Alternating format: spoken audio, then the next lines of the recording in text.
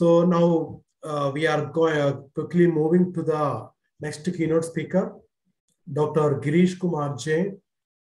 Dr. Gireesh Kumar J is currently serving as Assistant Professor and the Head of the Department of Law of the Central University of Kerala. He is a graduate in both economics and law and a postgraduate in constitutional and administrative law. He has specialized in human rights of the disadvantaged, differently abled, and the working class. Dr. Gireesh Kumar has done extensive research in the field of disability law and human rights and has acquired a PhD from the University of Kerala in the year 2012 on the topic of legal protection of mentally challenged people in India. He has served as an assistant professor in the Faculty of Law, University of Delhi, for a period of 10 years from 2005 to 2015. Dr. Gireesh Kumar has a considerable number of publications to his credit in national as well as international journals on various topics ranging from human rights of the marginalized sections to constitutional and administrative law of India.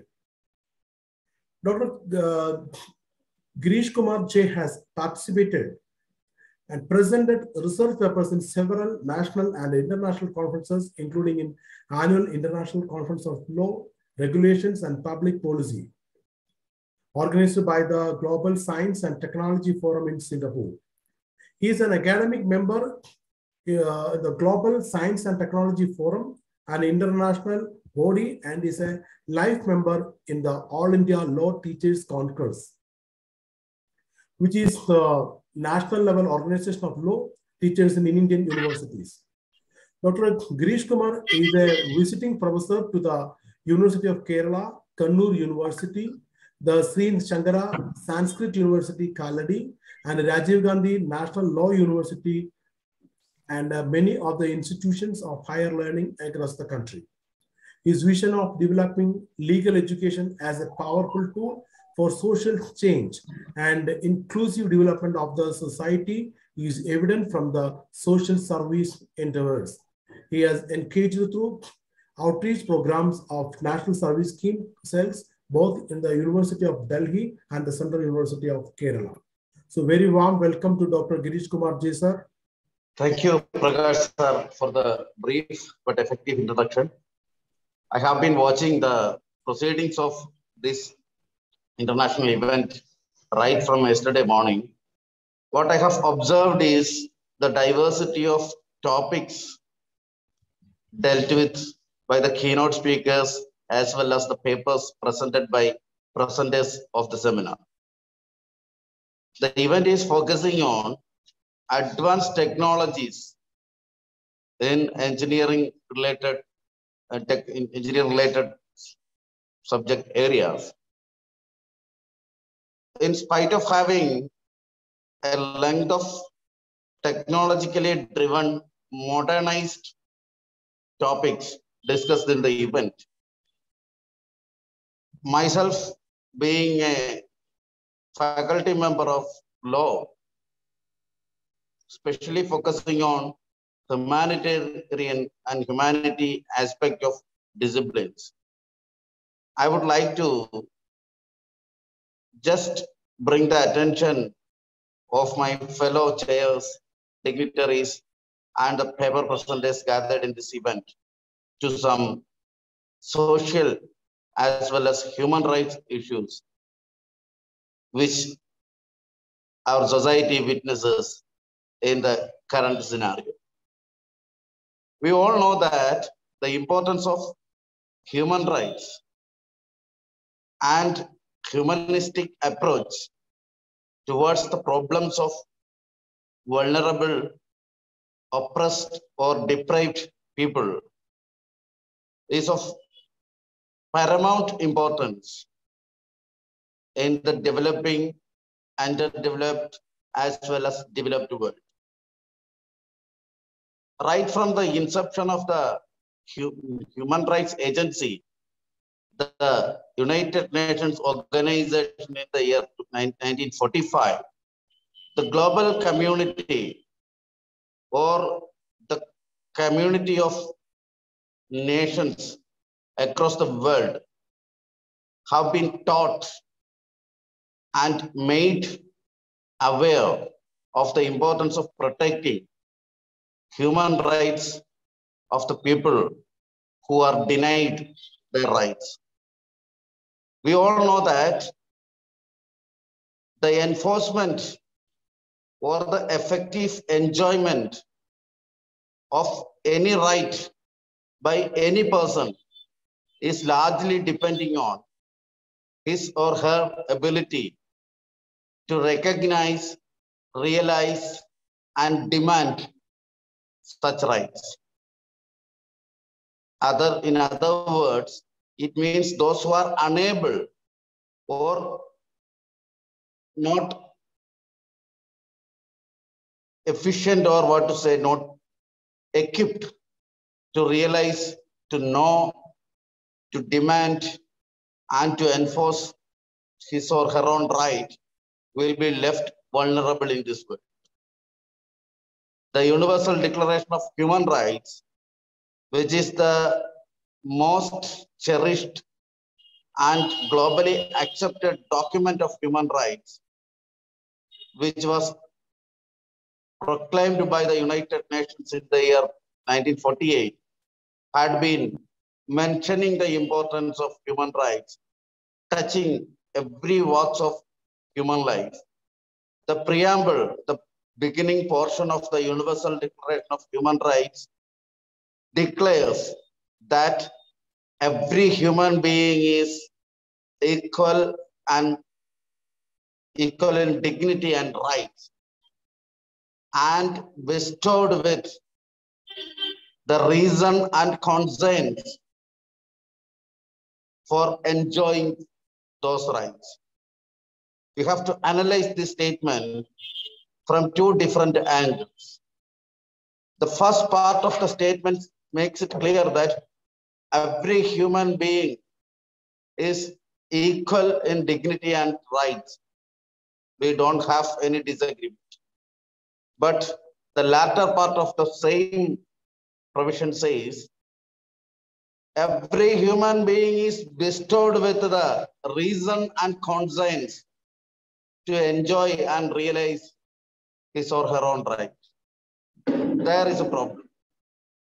Even though the Universal Declaration's objective was to declare the universal nature of human rights, in the second part of the statement, it presupposes the reason and conscience, the capacity to realize and enjoy the right with every human being, which is very difficult to achieve. We know there are many sections of the society, like the disabled population, like the children, and quite often the women, the tribal populations, the Dalits and indigenous people of the society. Many groups are individually and collectively unaware or ignorant about their own rights. So to presuppose the reason and conscience to realize and enjoy the human rights by all sections of the society is not a mature step. Then in such a situation, what can be the solution? As a teacher of law and human rights, what I feel is, in a society, there will be both the groups. It will have aware and unaware sections, empowered and disempowered sections, emancipated and vulnerable sections. It will be composed of people who are able to spot and demand their rights and people who are unable for the same. In such a society, a person who is eligible and empowered, able to locate and enjoy his rights, should not stop his job by enjoying his own rights only. Every human being who is capable of enjoying his own right should be ensuring that no right of his fellow being is violated. So everyone should be focusing on enjoying his or her own right, as well as ensuring the non-violation of any right of his or her fellow being in society. So that way, when people are able to enjoy their own rights and ensure members of the society that will be satisfied, that everyone will be equal in dignity and rights. Now we can come to certain important attributes about human rights. It says the human rights jurisprudence says that human rights are inherent. Inherent in the sense that it is innate, it is deep-rooted inside a human being. It should not be conferred by any agency like state or any other law enforcing agency, because human rights are born with the human being himself. Human rights are those rights to which a human being is entitled by reason of being as a human being, born as a human being. That is underlying the inherent nature of human rights. Then human rights are inalienable in the sense that no agency, no state or any other agency, law enforcing agency, can take away the human right of an individual.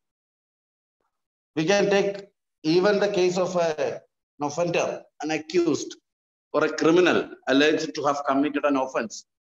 But we see the government, the criminal justice administration machinery is ensuring a fair trial to whatever heinous crime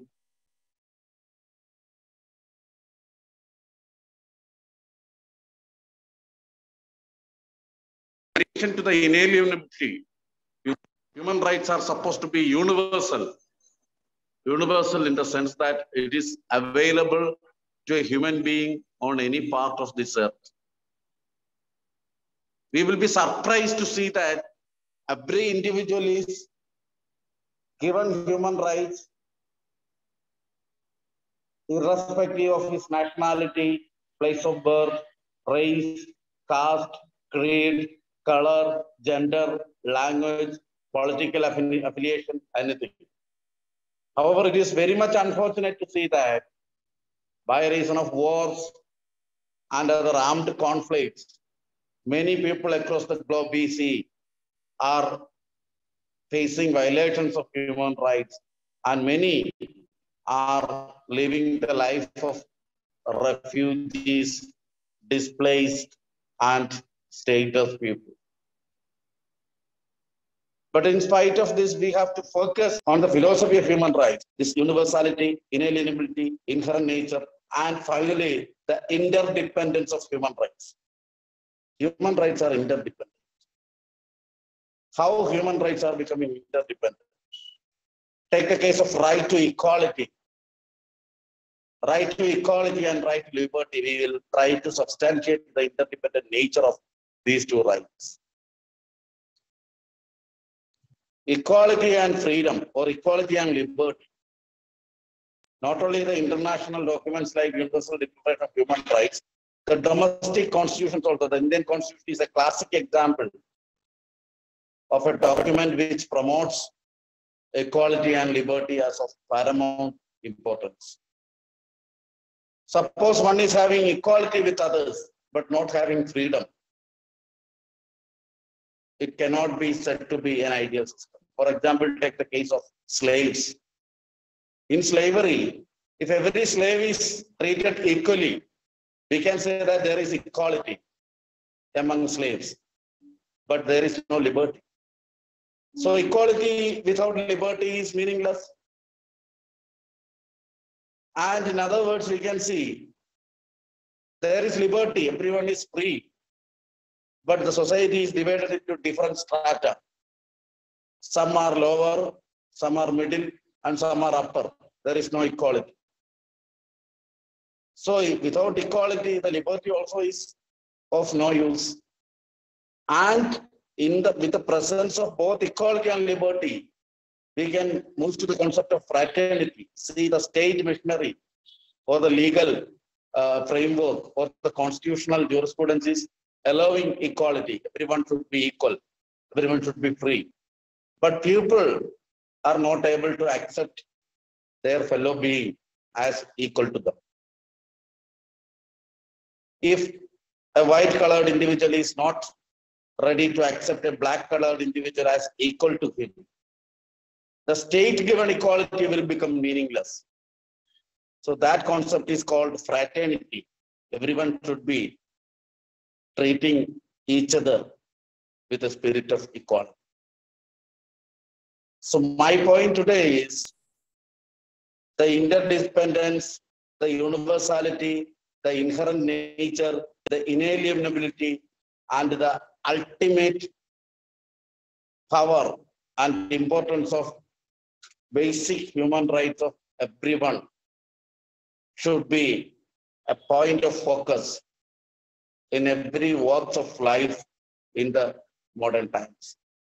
We see wars, armed conflicts, refugee crisis, and many such issues, terrorist attacks, oppression, ethnic cleansing, genocides, everything happens.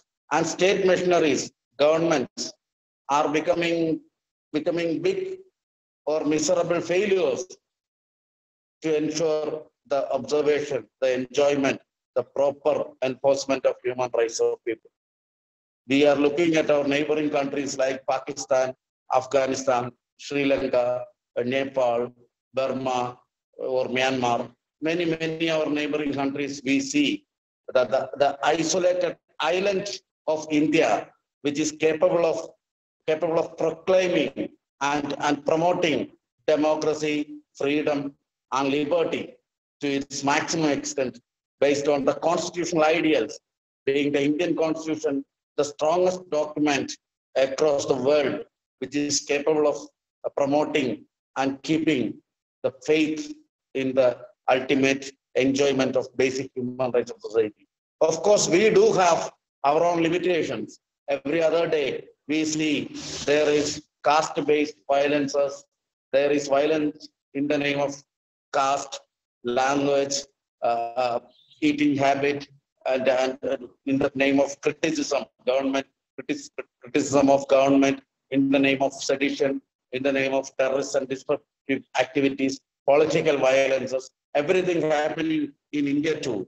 However, India could be considered to be an island of democratic progress and an island of rule of law based on equality, equity, and equivalence or justice. We can see when we compare ourselves with the problems of our neighboring nations. And we are hopeful that our country will do justice to its strong heritage of tolerance and the non-violent based struggle for our freedom, and our future political leadership of this country also will be able to promote and keep faith in the strong tradition and history of the nation, which has been an epitome of a knowledge-driven, a value-driven, a tolerant and justice-oriented society.